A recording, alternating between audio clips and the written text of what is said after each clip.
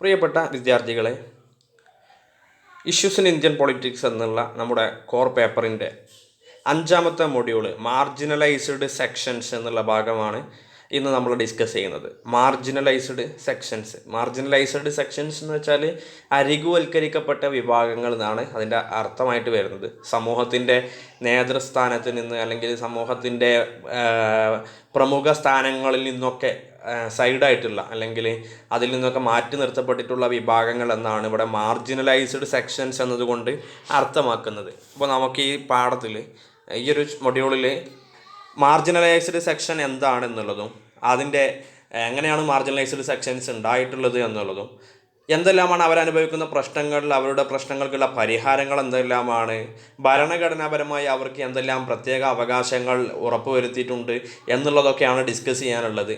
അപ്പോൾ നമുക്ക് എന്താണ് മാർജിനലൈസ്ഡ് സെക്ഷൻ എന്ന് നോക്കാം.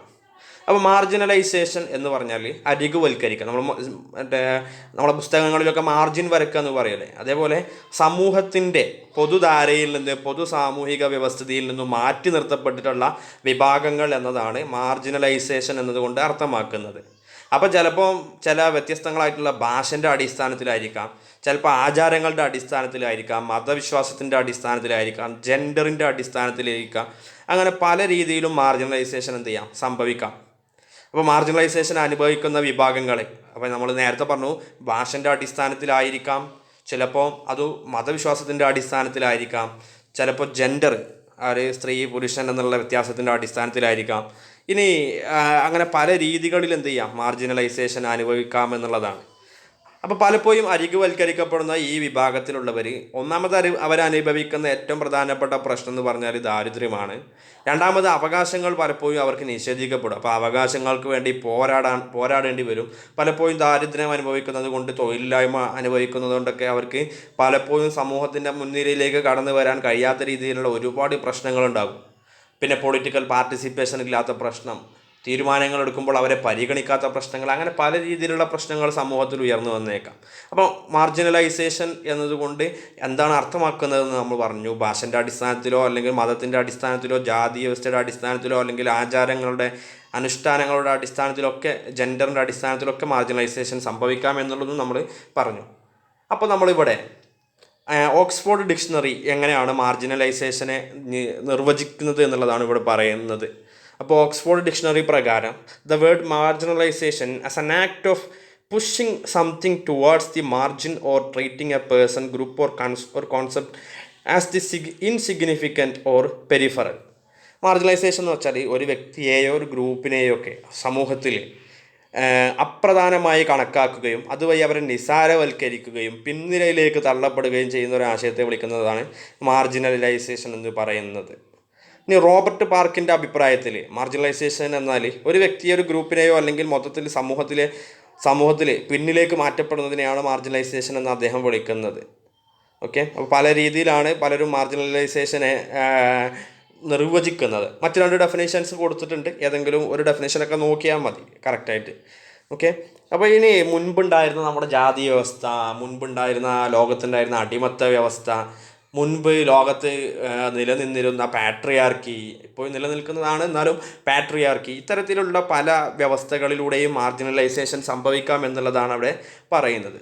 അപ്പോൾ ഇനി നമുക്ക് പഠിക്കാനുള്ളത് നമ്മുടെ ഇന്ത്യ രാജ്യത്ത് മാർജിനലൈസേഷൻ അനുഭവിക്കുന്ന വിഭാഗങ്ങൾ, അവരുടെ പ്രധാനപ്പെട്ട പ്രശ്നങ്ങൾ. അപ്പോൾ നമുക്കിതിൽ SC വിഭാഗത്തെക്കുറിച്ച് പഠിക്കാനുണ്ട്, ST വിഭാഗത്തെക്കുറിച്ച് പഠിക്കാനുണ്ട്, SC ST നമ്മൾ പിന്നെ വിമൻസ് മാർജിനലൈസേഷൻ അനുഭവിക്കുന്ന ഒരു വിഭാഗമാണ് വിമൻസ് എന്നുള്ളത്. പിന്നെ അതേപോലെ ബാക്കി ഇഷ്യൂസ് മാർജിനലൈസേഷൻ ചെയ്യപ്പെടുന്ന വിഭാഗക്കാർ അനുഭവിക്കുന്ന പ്രശ്നങ്ങൾ എന്തൊക്കെയാണ്, അവർക്കുള്ള ഭരണഘടനാപരമായിട്ടുള്ള പരിഹാരങ്ങൾ എന്തൊക്കെയാണ് എന്നുള്ളതാണ് നമുക്ക് ഡിസ്കസ് ചെയ്യാനുള്ളത്. കുട്ടികളുടെ അവകാശങ്ങളെക്കുറിച്ചും ഡിസ്കസ് ചെയ്യുന്നുണ്ട്. അപ്പോൾ നമുക്ക് ആദ്യം ഡിസ്കസ് ചെയ്യാനുള്ളത് scheduled caste or Dalit. Scheduled caste എന്ന് പറഞ്ഞാൽ നമുക്ക് അറിയാൻ പറ്റില്ലേ, നമ്മൾ ആദ്യമേ പഠിച്ചിട്ടുള്ളതാണ്. ഷെഡ്യൂൾഡ് കാസ്റ്റ് എന്ന് വെച്ചാൽ നമ്മൾ ജാതി വ്യവസ്ഥയിൽ ഏറ്റവും താഴെ തട്ടിലുള്ള വിഭാഗത്തെയാണ് ഇവിടെ ഷെഡ്യൂൾഡ് കാസ്റ്റ് എന്നുള്ള രീതിയിൽ നമ്മൾ എന്ത് ചെയ്യുന്നത്, വിളിക്കുന്നത്. അപ്പോൾ ജാതി വ്യവസ്ഥ നമ്മൾ ഒന്നാമത്തെ ചാപ്റ്ററിൽ ഓൾറെഡി ഡിസ്കസ് ചെയ്തിട്ടുള്ളതാണ്. ഇന്ത്യയിലെ ജാതി വ്യവസ്ഥ ഈ ബ്രാഹ്മണ, ക്ഷത്രിയ, വൈശ്യ, ശൂദ്ര എന്നുള്ള രീതിയിൽ ശൂദ്രരായിട്ട് സമൂഹത്തിലെ മൊത്തം ഭാരങ്ങൾ എന്ന് വെച്ചാൽ കായികമായിട്ടുള്ള ജോലികളും മറ്റുള്ളവർക്ക് കീഴിൽ അടിമകളെ പോലെ ജോലി ചെയ്യേണ്ടി വരുന്ന അസമത്വം നിലനിൽക്കുന്ന ഏറ്റവും കൂടുതൽ ചൂഷണങ്ങൾക്ക് വിധേയമായിട്ടുള്ള വിഭാഗമാണ് ഷെഡ്യൂൾഡ് കാസ്റ്റ് എന്ന് പറയുന്നത്. അപ്പോൾ ഇന്ത്യയിലെ ജനസംഖ്യൻ്റെ 2/3 സാമൂഹികമായും സാമ്പത്തികമായിട്ടൊക്കെ പിന്നോക്കം നിൽക്കുന്ന, വിദ്യാഭ്യാസപരമായും തൊഴിൽപരമായൊക്കെ പിന്നോക്കം നിൽക്കുന്ന ഈ ഒരു ഷെഡ്യൂൾഡ് കാസ്റ്റിലെ ആളുകളാണെന്ന് പറയുന്നത്, ഷെഡ്യൂൾഡ് കാസ്റ്റ്. അപ്പോൾ അതിൽ ഷെഡ്യൂൾഡ് കാസ്റ്റ് എന്ന് വെച്ചാൽ താഴെ തട്ടിലുള്ള ജാതി വിഭാഗത്തിൻ്റെ ആളുകളാണ് എന്നതാണ് പറയുന്നത്.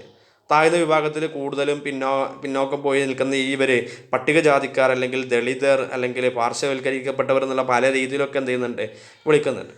ഏറ്റവും രൂക്ഷമായ മനുഷ്യാവകാശ പ്രശ്നങ്ങൾ അനുഭവിക്കുന്ന വിഭാഗം കൂടിയാണ് ഷെഡ്യൂൾഡ് കാസ്റ്റ് എന്ന് പറയുന്നത്.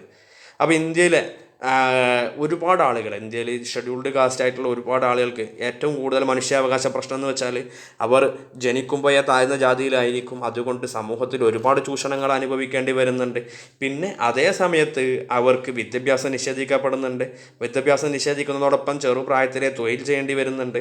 തൊഴിൽ ചെയ്യുന്നതോടൊപ്പം കൃത്യമായ വേതനത്തിൽ അവരെ ചൂഷണം ചെയ്യുന്നുണ്ട്. വേതനം കിട്ടാത്ത അവസ്ഥയുണ്ട്. അങ്ങനെ വിദ്യാഭ്യാസത്തിൻ്റെ അഭാവം കാരണത്താൽ നല്ലൊരു തൊഴിലിൽ എത്തിച്ചേരാൻ പറ്റാത്ത അവസ്ഥയുണ്ട്. അങ്ങനെ പല രീതിയിലുള്ള പ്രശ്നങ്ങൾ അനുഭവിക്കുന്നുണ്ട് ഇവർ. അപ്പോൾ ഈ ഒരു രീതിയിൽ ഒരുപാട് പ്രശ്നങ്ങൾ അനുഭവിക്കുന്ന സമൂഹത്തിൽ മനുഷ്യാവകാശങ്ങൾ പലപ്പോഴും ലഭ്യമാകാതെ വരുന്ന ഒരു വിഭാഗമാണ് ഈ ഷെഡ്യൂൾഡ് കാസ്റ്റ് എന്ന് പറയുന്നത്. അപ്പോൾ ഈ രീതിയിൽ അവരെ ഈ തൊഴിലില്ലായ്മ, നിരക്ഷരത ഇങ്ങനെയുള്ള പ്രശ്നങ്ങൾക്ക് വരുമ്പം അവരുടെ ആരോഗ്യസ്ഥിതിയിലും അവരുടെ ആരോഗ്യ സംരക്ഷണത്തിലും ജീവിത നിലവാരത്തിലൊക്കെ മാറ്റങ്ങളുണ്ടാകും. അവർ വളരെ ലോ ലെവലിലായിരിക്കും ജീവിക്കുന്നത്. അവർക്ക് കൃത്യമായ ആരോഗ്യ സംവിധാനങ്ങളോ കൃത്യമായിട്ടുള്ള സാമൂഹിക സുരക്ഷിതത്വം ഒന്നും ഉണ്ടായിരിക്കുന്നതല്ല. അപ്പോൾ ആ ഒരു രീതിയിൽ ഏറ്റവും പാർശ്വവൽക്കരിക്കപ്പെട്ട വിഭാഗങ്ങളിൽപ്പെട്ട ഒരു വിഭാഗമാണ് ഷെഡ്യൂൾഡ് കാസ്റ്റ് എന്ന് പറയുന്നത്. ഈ ഒരു ഷെഡ്യൂൾഡ് കാസ്റ്റ് എന്നതിന് ശേഷം നമുക്ക് ഡിസ്കസ് ചെയ്യാനുള്ള ഒരു ഭാഗമാണ് ഷെഡ്യൂൾഡ് ട്രൈബ്സ്. എക്സാമിന് പലപ്പോഴും ഷെഡ്യൂൾഡ് കാസ്റ്റ്, ഷെഡ്യൂൾഡ് ട്രൈബ് ഒരുമിച്ചാണ് ചോദിക്കാറുള്ളത്. പിന്നെ എന്താണ് ഷെഡ്യൂൾഡ് ട്രൈബ് എന്നുള്ളതും അവരെക്കുറിച്ച് ഇന്ത്യൻ ഭരണഘടനയിലുള്ള അവകാശങ്ങളെക്കുറിച്ചൊക്കെയാണ് നമുക്ക് ഡിസ്കസ് ചെയ്യാനുള്ളത്.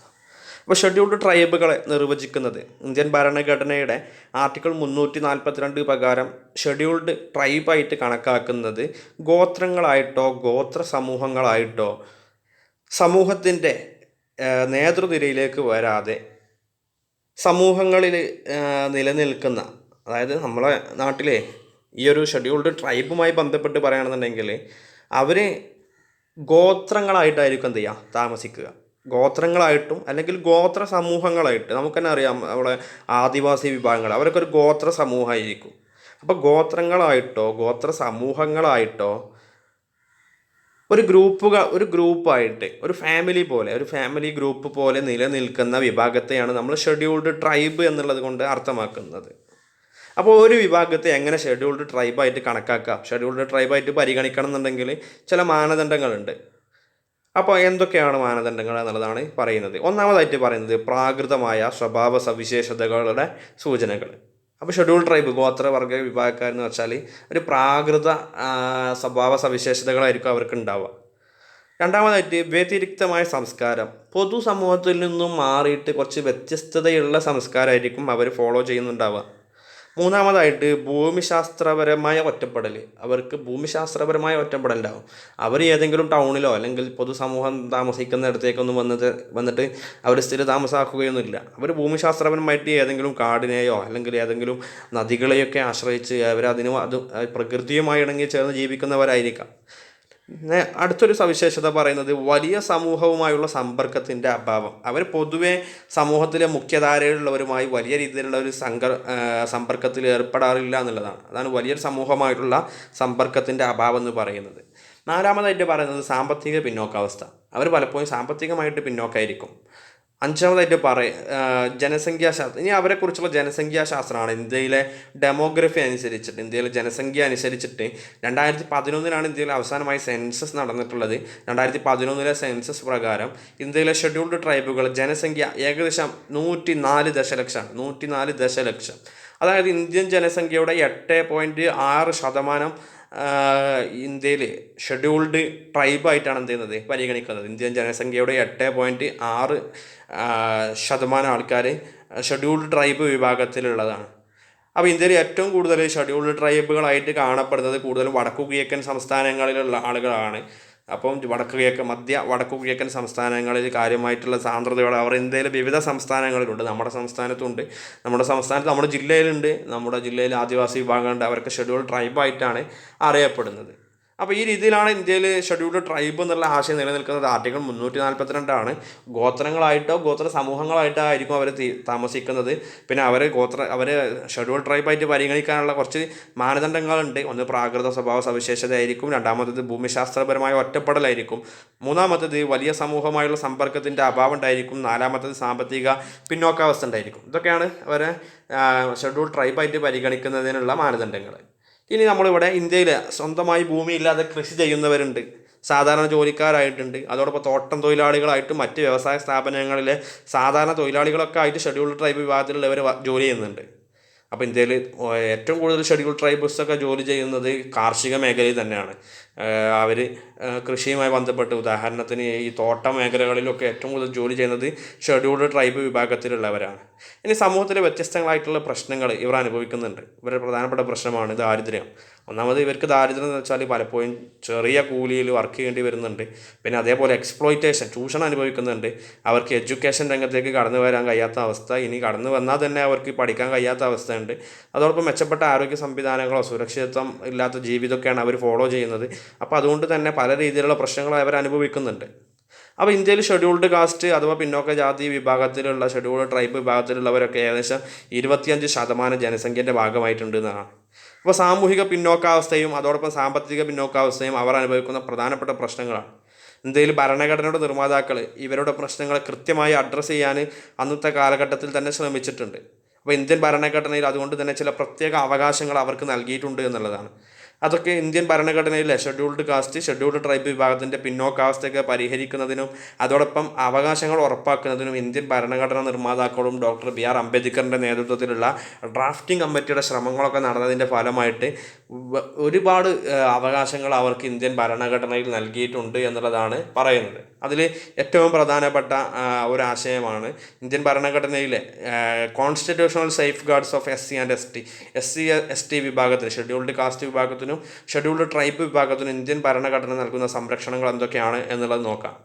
അതിൽ ഇന്ത്യൻ ഭരണഘടന നൽകുന്ന സംരക്ഷണങ്ങളെ നമ്മൾ വ്യത്യസ്തങ്ങളായിട്ടുള്ള രീതിയിൽ തരംതിരിച്ചിട്ടുണ്ട്. ഒന്നാമത്തേത് നമ്മൾ സോഷ്യൽ സേഫ് ഗാർഡ്സ്, സാമൂഹിക സംരക്ഷണങ്ങൾ എന്തൊക്കെയാണെന്ന് നോക്കാം. സാമൂഹിക സംരക്ഷണവുമായി ബന്ധപ്പെട്ട് ഇന്ത്യൻ ഭരണഘടനയിൽ പറയുന്ന പ്രധാനപ്പെട്ട ഒരു ആശയമാണ് അനുച്ഛേദം. ഇന്ത്യൻ ഭരണഘടനയിലെ ആർട്ടിക്കിൾ 17 തൊട്ടുകൂടായ്മ നിർത്തലാക്കൽ, അബോളിഷൻ ഓഫ് അൺടച്ചബിലിറ്റി എന്ന് പറയും. അബോളിഷൻ ഓഫ് അൺടച്ചബിലിറ്റി നമ്മൾ കഴിഞ്ഞ സെമസ്റ്ററിൽ ഫണ്ടമെൻ്റൽ റൈറ്റ്സ് പഠിച്ചിട്ടുള്ളതാണ്. അതിൽ ആർട്ടിക്കിൾ 17 അൺടച്ചബിലിറ്റി നിർത്തലാക്കുക എന്നുള്ളതാണ്. അപ്പോൾ ഈ അൺടച്ചബിലിറ്റി, SC/ST വിഭാഗത്തെ തൊടാൻ പറ്റാത്ത അവസ്ഥ, അങ്ങനെയൊന്നും ഇനി മുതൽ നമ്മുടെ രാജ്യത്ത് ഉണ്ടാകാൻ പാടില്ലെന്നാണ് ഭരണഘടന നിർമ്മിച്ച അന്ന് മുതലേ പറയുന്നത്. അൺടച്ചബിലിറ്റി പൂർണ്ണമായി നിർത്തലാക്കാനുള്ള അവകാശമുണ്ട്. പിന്നെ സിവിൽ അവകാശ സംരക്ഷണ നിയമം, അതായത് SC/ST വിഭാഗത്തിൻ്റെ സിവിൽ അവകാശ സംരക്ഷണ നിയമം എന്നുള്ള ഒരു നിയമം 1955 ഇന്ത്യ രാജ്യത്ത് പാസ്സായിട്ടുണ്ട്. അതും പ്രധാനപ്പെട്ട ഒരു അവകാശമാണ്. അതോടൊപ്പം പട്ടികജാതി പട്ടികവർഗ വിഭാഗത്തിൻ്റെ അതിക്രമങ്ങൾ തടയുന്നതുമായി ബന്ധപ്പെട്ട നിയമം, പട്ടികജാതി പട്ടികവർഗ അതിക്രമങ്ങൾ തടയുന്നതുമായി ബന്ധപ്പെട്ട നിയമമുണ്ട്. 1989 പാസ്സാക്കിയതാണ്. അങ്ങനെ ഈ പട്ടികജാതി പട്ടിക വിഭാഗക്കാർക്കെതിരെ ആക്രമണം ഉണ്ടായിക്കഴിഞ്ഞാൽ അത്തരം കുറ്റകൃത്യങ്ങളെ പ്രത്യേക വിഭാഗത്തിനെതിരെ നടത്തിയ അക്രമങ്ങൾ എന്നുള്ള രീതിയിൽ കേസെടുക്കുകയും അതിന് പ്രത്യേക കോടതികൾ നൽകുകയും ചെയ്യണം എന്നുള്ളതാണ് പറയുന്നത്. പിന്നെ അതോടൊപ്പം എക്കണോമിക് റൈറ്റ്സ്, ഇവരുടെ സാമ്പത്തിക അവകാശങ്ങളുമായി ബന്ധപ്പെട്ട ഒരുപാട് അവകാശങ്ങളുണ്ട്. അതിലാണ് ഇന്ത്യൻ ഭരണഘടനയിൽ അനുച്ഛേദം 46 ആർട്ടിക്കിൾ 46 പറയുന്നത് വിദ്യാഭ്യാസപരവും സാമ്പത്തികവുമായ താല്പര്യങ്ങളെ പ്രോത്സാഹിപ്പിക്കുക എന്നുള്ളത്. പട്ടികജാതി പട്ടികവർഗ വിഭാഗക്കാരുടെ വിദ്യാഭ്യാസപരവും സാമ്പത്തികവുമായിട്ടുള്ള താല്പര്യങ്ങളെ പ്രത്യേക ശ്രദ്ധയോടെ പ്രോത്സാഹിപ്പിക്കാനും സാമൂഹിക അനീതിയിൽ നിന്നും എല്ലാ തരത്തിലുള്ള ചൂഷണങ്ങളിൽ നിന്നും അവരെ സംരക്ഷിക്കാനും ഈ അനുച്ഛേദം രാഷ്ട്രത്തോട് കൽപ്പിക്കുന്നുണ്ട്. ഇനി ഭൂമിയുമായി ബന്ധപ്പെട്ട്, ലാൻഡുമായി ബന്ധപ്പെട്ട അവരുടെ അവകാശങ്ങളാണ്. ആ പട്ടികവർഗ വിഭാഗത്തിൻ്റെ ഭൂമിയുടെ അവകാശങ്ങൾ എന്ന് വെച്ചാൽ അവർക്ക് ഭൂമി അന്യാധീനപ്പെടുത്തുന്നത് തടയാനും വിവിധ സംസ്ഥാനങ്ങൾ ലക്ഷ്യമിടുന്നുണ്ട് എന്നുള്ളതാണ്. അതായത് അവർക്ക് ഭൂമി എന്ന് വെച്ചാൽ നമ്മുടെ പോലെ ഷെഡ്യൂൾഡ് ട്രൈബ് വിഭാഗത്തിനൊക്കെ കൃത്യമായിട്ടുള്ള ആധാരമോ അല്ലെങ്കിൽ ഭരണഘടനാപരമായ രേഖകൾ വേണമെന്നുള്ളതുമായി ബന്ധപ്പെട്ടിട്ടുള്ള യാതൊരു വിവരവും ഇല്ലാത്ത ആളുകളായിരിക്കും. അപ്പോൾ അത്തരം ആളുകളുടെ ഭൂമി സംരക്ഷിക്കാനുള്ള നിയമം നമ്മുടെ ഭരണഘടനയിൽ ഉൾപ്പെടുത്തിയിട്ടുണ്ട് എന്നുള്ളതാണ് പറയുന്നത്. അതോടൊപ്പം വിദ്യാഭ്യാസവും സാംസ്കാരികവുമായിട്ടുള്ള അവകാശങ്ങൾ ഇന്ത്യൻ ഭരണഘടനയുടെ ആർട്ടിക്കിൾ 15 പട്ടികവർഗ വിഭാഗക്കാർക്ക് കൃത്യമായിട്ടുള്ള പുരോഗതിക്കായിട്ടുള്ള പ്രധാനപ്പെട്ട വ്യവസ്ഥകളൊക്കെ അതിൽ ഉൾക്കൊള്ളിച്ചിട്ടുണ്ട് എന്നുള്ളതാണ് പറയുന്നത്. സ്പെഷ്യൽ പ്രൊവിഷൻസ് ഫോർ അഡ്വാൻസ്മെൻറ്റ്, അതായത് ഇവരുടെ അവകാശങ്ങൾ സംരക്ഷിക്കാനും അതോടൊപ്പം സാമൂഹിക ഉന്നമനം ലക്ഷ്യമാക്കിയും വ്യത്യസ്തങ്ങളായിട്ടുള്ള അവകാശങ്ങൾ ഉറപ്പാക്കിയിട്ടുണ്ട് എന്നുള്ളതാണ് അനുച്ഛേദം 15 ക്ലോസ് 4 വിശദീകരിക്കുന്നത്. ഇനി അനുച്ഛേദം 29 protection of the interest of minorities. ഇവർ ന്യൂനപക്ഷ വിഭാഗമാണ് നമ്മുടെ ഇന്ത്യ രാജ്യത്ത്. അപ്പോൾ ന്യൂനപക്ഷ വിഭാഗം എന്നുള്ള രീതിയിൽ നമുക്കറിയാം ഫണ്ടമെൻ്റൽ റൈറ്റ്സിൽ article 29 cultural and educational rights എന്നുള്ള പേരിൽ ന്യൂനപക്ഷ വിഭാഗങ്ങളുടെ സാംസ്കാരികവും വിദ്യാഭ്യാസപരമായ അവകാശങ്ങൾ എന്നുള്ള രീതിയിൽ ഇവർക്ക് വിദ്യാഭ്യാസപരമായും സാംസ്കാരികപരമായും ഇവരുടെ താല്പര്യങ്ങൾ സംരക്ഷിക്കാനുള്ള പ്രത്യേക വ്യവസ്ഥകൾ ഇന്ത്യൻ ഭരണഘടനയിൽ ഉൾക്കൊള്ളിച്ചിട്ടുണ്ട്. അതിനു വേണ്ടിയിട്ട് ഇന്ത്യയിൽ അവർക്ക് വേണ്ടി സ്പെഷ്യൽ സ്കോളർഷിപ്പുകളും അതോടൊപ്പം റെസിഡൻഷ്യൽ സ്കൂളുകളും ആരംഭിച്ചിട്ടുണ്ട് വിദ്യാഭ്യാസത്തെ പ്രോത്സാഹിപ്പിക്കുക എന്ന ലക്ഷ്യത്തിൻ്റെ അടിസ്ഥാനത്തിൽ. പിന്നെ വരുന്നത് രാഷ്ട്രീയ സംരക്ഷണങ്ങളാണ്. അനുച്ഛേദം 330 പ്രകാരം ലോകസഭയിൽ SC/ST വിഭാഗത്തിന് സീറ്റുകൾ സംവരണം ചെയ്തിട്ടുണ്ട്. ലോകസഭയിൽ പട്ടികജാതി പട്ടികവർഗ വിഭാഗക്കാർക്ക് സീറ്റുകൾക്ക് സംവരണം ചെയ്യാനുള്ള നിയമം നമ്മുടെ രാജ്യത്തുണ്ട്. അതടിസ്ഥാനത്തിൽ നമ്മുടെ രാജ്യത്ത് പട്ടികജാതി പട്ടികവർഗ വിഭാഗത്തിലുള്ളവർക്ക് സംവരണവും ഉറപ്പാക്കിയിട്ടുണ്ട്. ആർട്ടിക്കിൾ 332 നിയമസഭയിൽ സീറ്റുകൾ, അതായത് നമ്മുടെ സംസ്ഥാനത്തെ നിയമസഭയിൽ സീറ്റുകൾ സംവരണം ചെയ്യുന്നതുമായി ബന്ധപ്പെട്ട ആർട്ടിക്കിളാണ് ആർട്ടിക്കിൾ 332.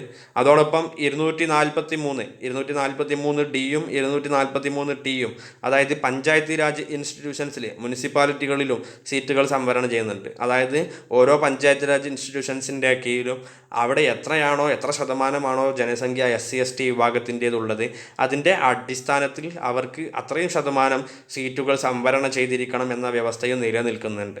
അനുച്ഛേദം 338 പട്ടികജാതി പട്ടികവർഗ വിഭാഗക്കാരുമായി ബന്ധപ്പെട്ട് 338 338A ദേശീയ കമ്മീഷനുകൾ, അതായത് ദേശീയ കമ്മീഷൻ എന്ന് വെച്ചാൽ പട്ടികജാതി പട്ടികവർഗ വിഭാഗക്കാർക്ക് സ്പെഷ്യൽ കമ്മീഷൻ ഉണ്ട്. അതായത് ഹ്യൂമൻ റൈറ്റ്സുമായി ബന്ധപ്പെട്ട് അവരുടെ മനുഷ്യാവകാശങ്ങളുമായി ബന്ധപ്പെട്ട് അതിനെ national commission for SC, national commission for ST എന്നുള്ള പേരിൽ 2 രീതികളിലും ദേശീയ തലത്തിലും സംസ്ഥാന തലത്തിലും കമ്മീഷൻസ് നിലനിൽക്കുന്നുണ്ട് എന്നുള്ളതാണ് മറ്റൊരു പ്രധാനപ്പെട്ട ആശയം പറയുന്നത്. അതോടൊപ്പം article 14 all are equal under the law, നമ്മുടെ നിയമത്തിൽ എല്ലാവരും തുല്യരാണെന്നുള്ളതാണ് മൗലികാവകാശങ്ങളിൽ ആദ്യം പറയുന്നത്.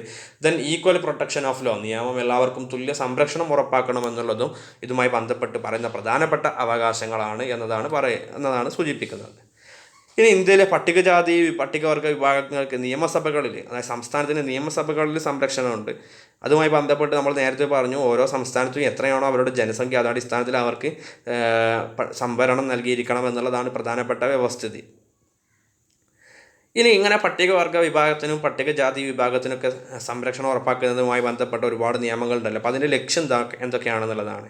അപ്പോൾ പട്ടികജാതി പട്ടികവർഗ വിഭാഗക്കാർ നേരിടുന്ന ചരിത്രപരമായ അനീതി, അവർ ഒരുപാട് കാലമായിട്ട് ചൂഷണം ചെയ്യപ്പെടുന്ന വിഭാഗമാണ്. അപ്പോൾ അവർ അനുഭവിക്കുന്ന അനീതി മറ്റ് പ്രശ്നങ്ങളൊക്കെ എല്ലാവർക്കും അറിയുന്നതാണ്. അപ്പോൾ ചരിത്രത്തിൽ അവർ നേരിട്ടിട്ടുള്ള എല്ലാ അനീതികൾക്കും സാമൂഹിക അസമത്വങ്ങൾക്കും ഇനി ഒരു ഇടം കൊടുക്കരുത്, അതിനെ പരിഹരിക്കണം എന്നുള്ളതിൻ്റെ അടിസ്ഥാനത്തിലാണ് ഇത്രയും സംവരണങ്ങളും ഇത്രയും പ്രധാനപ്പെട്ട ആശയങ്ങളും അടങ്ങുന്ന ഭരണഘടനാപരമായ വകുപ്പുകളൊക്കെ ഇവരുടെ സംരക്ഷണത്തിന് വേണ്ടി കൊണ്ടുവന്നിട്ടുള്ളത്.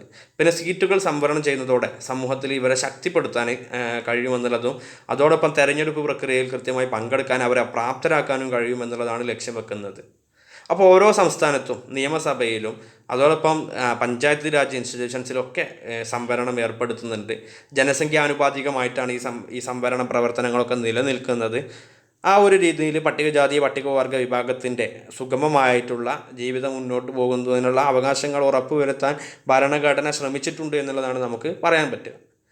ഇനി അതോടൊപ്പം ദേശീയ പട്ടികജാതി കമ്മീഷൻ അതായത് national commission for scheduled caste എന്നുള്ള പേരിലും ദേശീയ പട്ടികവർഗ commission national commission for scheduled tribe എന്നുള്ള പേരിലും 2 തരത്തിലും കമ്മീഷൻ ഉണ്ട്. അപ്പോൾ SCക്കും കമ്മീഷനുണ്ട്, STക്കും കമ്മീഷനുണ്ട്. അപ്പോൾ അതിൻ്റെ പശ്ചാത്തലം എന്താണെന്നുള്ളതാണ്. അതിൽ ഒന്നാമത്തെ നമ്മൾ പറഞ്ഞത് ദേശീയ പട്ടികജാതി കമ്മീഷൻ. ഇന്ത്യൻ ഭരണഘടനയുടെ ആർട്ടിക്കിൾ 338 പ്രകാരമാണ് ദേശീയ പട്ടികജാതി കമ്മീഷൻ നിലനിൽക്കുന്നത്. അപ്പോൾ ഇന്ത്യൻ ഭരണഘടനയിലെ ആർട്ടിക്കിൾ 338 പട്ടികജാതി കമ്മീഷനാണ്. അപ്പോൾ ചൂഷണത്തിൽ നിന്നും പട്ടികജാതിക്കാരെ അവരുടെ താല്പര്യങ്ങൾ സംരക്ഷിക്കുകയും അവരുടെ സാമൂഹികവും വിദ്യാഭ്യാസവും സാമ്പത്തികവും സാംസ്കാരികവുമായിട്ടുള്ള വികസനം ഉറപ്പാക്കുകയുമാണ് ഈ ഒരു കമ്മീഷൻ്റെ പ്രധാനപ്പെട്ട ലക്ഷ്യമായിട്ട് പറയുന്നത്. ഇനി അവരുടെ പ്രവർത്തനങ്ങൾ ഏത് രീതിയിലായിരിക്കും, അതായത് പട്ടികജാതി കമ്മീഷൻ്റെ പ്രവർത്തനങ്ങളുടെ രീതിയാണ് പറയുന്നത്. ഒന്ന്, പട്ടികജാതിക്കാർക്ക് നൽകിയിട്ടുള്ള സംരക്ഷണങ്ങളുമായി ബന്ധപ്പെട്ട കാര്യങ്ങൾ നിരീക്ഷിക്കുകയും അന്വേഷിക്കുകയും ചെയ്യാം. അതായത് ഒരുപാട് അവകാശങ്ങൾ ഭരണഘടനയിൽ നൽകിയിട്ടുണ്ടല്ലോ, അത് കൃത്യമായിട്ട് ഇവർക്ക് ലഭ്യമാകുന്നുണ്ടോ ഇല്ലേ എന്നുള്ളതിനെക്കുറിച്ച് കൃത്യമായ അന്വേഷണം നടത്തുക എന്നുള്ളതാണ് ഒന്നാമത്. അന്വേഷണം നടത്തുക. രണ്ട്, അവരുടെ അവകാശങ്ങൾ നിഷേധിക്കുന്നതുമായി ബന്ധപ്പെട്ട പരാതികൾ അന്വേഷിക്കുക. അപ്പോൾ ഇവരുമായി ബന്ധപ്പെട്ട് ഇവർക്ക് എന്തെങ്കിലും അവകാശങ്ങൾ നിഷേധിക്കപ്പെട്ട് കഴിഞ്ഞാൽ ഇവർ കൃത്യമായി പരാതി നൽകി കഴിഞ്ഞാൽ അത്തരം പരാതികളിൽ കൃത്യമായ അന്വേഷണം നടത്തുക എന്നുള്ളതും പരാതികൾ അന്വേഷണ വിധേയമാക്കിയിട്ട് പിന്നീട് അതുമായി ബന്ധപ്പെട്ട നടപടിക്രമങ്ങൾ സ്വീകരിക്കുക എന്നുള്ളതും പ്രധാനപ്പെട്ട ഇവരുടെ ഫംഗ്ഷനായിട്ടാണ് അറിയപ്പെടുന്നത്. മൂന്നാമത്തെ ഫംഗ്ഷനായിട്ട് പറയുന്നത് പട്ടികജാതിക്കാരുടെ സാമൂഹികവും സാമ്പത്തികവും ആയിട്ടുള്ള വികസന ആസൂത്രണത്തിൽ പങ്കെടുക്കുകയും ഉപദേശം നൽകുകയും ചെയ്യാം. അപ്പോൾ ഗവൺമെൻറ്റുമായി ബന്ധപ്പെട്ട് എന്തെങ്കിലും പദ്ധതികളോ തയ്യാറാക്കുമ്പോൾ പട്ടിക വിഭാഗക്കാർക്ക് ഇന്ന രീതിയിലൊക്കെ അവകാശങ്ങൾ വേണം, അല്ലെങ്കിൽ ഇന്ന രീതിയിലൊക്കെ സംരക്ഷണം നൽകണം, അതിന് ഇന്ന ആശയങ്ങളാണ് ഞങ്ങൾക്ക് ബോധിപ്പിക്കാനുള്ളത് എന്നുള്ള രീതിയിൽ അവർക്ക് അവരുടെ വികസനത്തിന് ആവശ്യമായിട്ടുള്ള ഉപദേശം, അതായത് വികസനത്തിന് ആവശ്യമായിട്ടുള്ള കാര്യങ്ങളിൽ ഉപദേശം നൽകുക, ഗവൺമെൻറ്റിന് ഉപദേശം നൽകുക എന്നുള്ളതും ഈ കമ്മീഷൻ്റെ ചുമതലയാണ്. മറ്റൊന്ന് പറയുന്നത് സംരക്ഷണങ്ങളുടെ നടത്തിപ്പിനെ കുറിച്ച്, അതായത് ഇന്ത്യൻ രാഷ്ട്രപതിക്ക് ഇവരുമായി ബന്ധപ്പെട്ട് എന്തെല്ലാം പ്രവർത്തനങ്ങളാണ് ഓരോ വർഷം നടത്തിയിട്ടുള്ളത് എന്നുള്ളതിനെക്കുറിച്ച് റിപ്പോർട്ട് സമർപ്പിക്കുക. അതും പ്രധാനപ്പെട്ട ഒരു ഫംഗ്ഷനായിട്ടാണ് അറിയപ്പെടുന്നത്. അപ്പോൾ ദേശീയ പട്ടികജാതി കമ്മീഷനെ കുറിച്ചിട്ടുള്ള കാര്യങ്ങളാണ് പറഞ്ഞിട്ടുള്ളത്. ഇനി ദേശീയ പട്ടികവർഗ കമ്മീഷന് ആർട്ടിക്കിൾ 338A പ്രകാരമാണ് നിലനിൽക്കുന്നത്. അപ്പോൾ ഇതിൻ്റെ ചുമതല നേരത്തെ പറഞ്ഞിട്ടുള്ള നമ്മൾ ദേശീയ പട്ടികജാതി കമ്മീഷൻ്റെ അതേപോലെ തന്നെയാണ് ചുമതലകളുള്ളത്. അപ്പോൾ പ്രധാനപ്പെട്ട പ്രവർത്തനങ്ങൾ ഇവർക്ക് നൽകിയിട്ടുള്ളത് എല്ലാവർക്കും സെയിം ആയിട്ടുള്ള പ്രവർത്തനങ്ങൾ തന്നെയാണ്. ഒന്ന് പട്ടികജാതിക്കാരുടെ കാര്യങ്ങളിൽ ഇടപെടുക, മറ്റൊന്ന് പട്ടികവർഗ വിഭാഗത്തിൻ്റെ കാര്യത്തിൽ ഇടപെടുക എന്നുള്ളതാണ്. അപ്പോൾ വർഗ വിഭാഗക്കാർക്ക് നൽകിയിട്ടുള്ള സംരക്ഷണങ്ങളുമായി ബന്ധപ്പെട്ട കാര്യങ്ങൾ അന്വേഷിക്കുക, നിരീക്ഷിക്കുക. രണ്ടാമതായിട്ട് പറയുന്നത് അവരുടെ അവകാശങ്ങൾ നിഷേധിക്കുന്നതുമായി ബന്ധപ്പെട്ട പ്രത്യേക പരാതികളുണ്ടെങ്കിൽ അതിൽ അന്വേഷണം നടത്തുക. മൂന്നാമതായിട്ട് പട്ടികവർഗ വിഭാഗക്കാരുടെ സാമൂഹിക സാമ്പത്തിക വികസന കാര്യത്തിൽ ഗവൺമെൻറ്റിനെ ഉപദേശിക്കുക. രാഷ്ട്രപതിക്ക് ഓരോ കൊല്ലവും റിപ്പോർട്ടുകൾ സമർപ്പിക്കുക. ഇങ്ങനെയുള്ള പ്രധാനപ്പെട്ട കാര്യങ്ങൾ രണ്ടിടത്തും സെയിം തന്നെയാണ്. ഈ രീതിയിലാണ് പട്ടികവർഗ വിഭാഗക്കാരുടെ കമ്മീഷൻ പ്രവർത്തിക്കുന്നത് എന്നുള്ളതാണ്. അപ്പോൾ ഈ ഒരു പട്ടികവർഗ വിഭാഗക്കാർ എന്താണെന്നുള്ളതാണ് നമുക്കിവിടെ പഠിക്കാനുള്ളത്. ആദ്യമായിട്ട് എന്താണ് മാർജിനലൈസ്ഡ് സെക്ഷൻസ് എന്നുള്ളതും ഇന്ത്യയിലെ പ്രധാനപ്പെട്ട മാർജിനലൈസ്ഡ് സെക്ഷൻസ് ആയിട്ടുള്ള രണ്ട് വിഭാഗമാണ്. ഒന്ന് SC വിഭാഗവും രണ്ടാമത്തത് ST വിഭാഗവും. അപ്പോൾ എന്താണ് SC എന്നുള്ളതും എന്താണ് ST എന്നുള്ളതും നമ്മൾ പറഞ്ഞു. അതിന് ശേഷം ഇവരുമായി ബന്ധപ്പെട്ട് ഭരണഘടനയിൽ നൽകിയിട്ടുള്ള ഇവർക്ക് വേണ്ടിയിട്ടുള്ള പ്രത്യേക അവകാശങ്ങൾ പറഞ്ഞു. അതിന് ശേഷം ഇവരുമായി ബന്ധപ്പെട്ടുള്ള രണ്ട് കമ്മീഷനുകൾ, SC കമ്മീഷനും ST കമ്മീഷനും. ഇത്രയും കാര്യങ്ങളാണ് ആദ്യത്തെ ഭാഗത്തിൽ നമുക്ക് ഡിസ്കസ് ചെയ്യാനുള്ളത്. Thank you.